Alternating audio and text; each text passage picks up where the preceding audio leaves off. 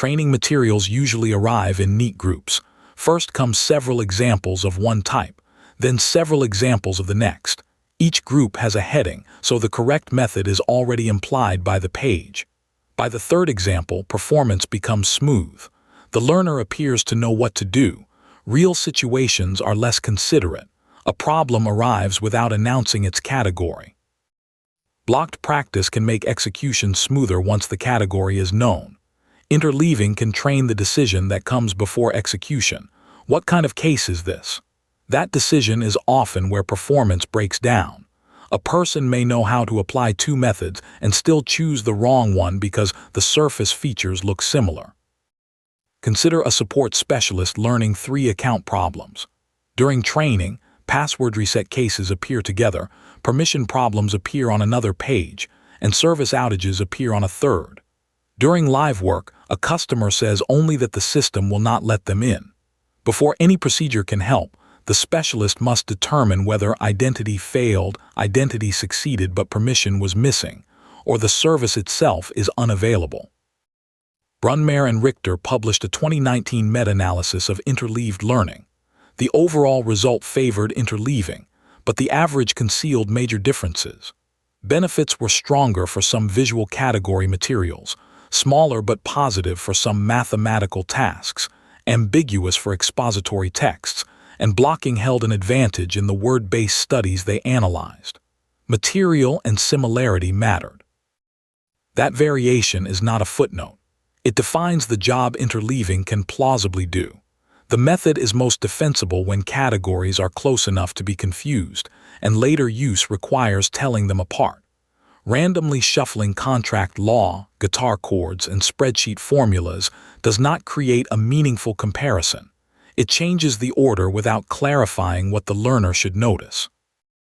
A good mix set makes one question unavoidable. Why is this case an instance of a rather than B?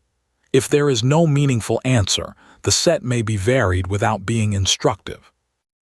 The free 7-day recall experiment is linked below. It focuses on retrieval and return. The comparison step in this episode becomes useful when the bottleneck is selection among nearby alternatives. Use block, then mix. First, orient. Study one clear example of each category with its label, purpose, and explanation visible. Second, select. Place 2 or 3 related cases in mixed order and name the category before solving. Third, contrast. After checking the answer, state the feature that made the selected category different from the nearest alternative. Return to the account example. Start with one labeled case for an expired credential, one for missing permission, and one for a service outage. Then remove the labels and mix 3 reports. Before following any procedure, choose the failure type. After checking, state the decisive clue. Identity could not be established. Identity was valid but access was denied, or multiple valid users could not reach the service. The contrast statement is the important part. It turns a correct label into a decision rule. The comparison should stay small. With 2 or 3 cases, an error points toward a specific confusion.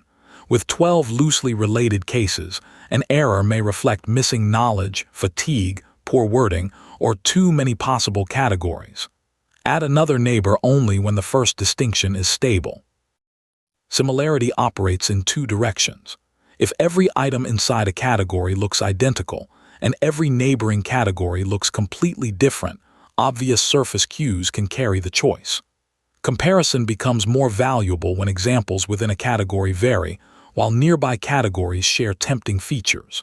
Then the learner has to search for the property that remains diagnostic instead of memorizing one familiar appearance.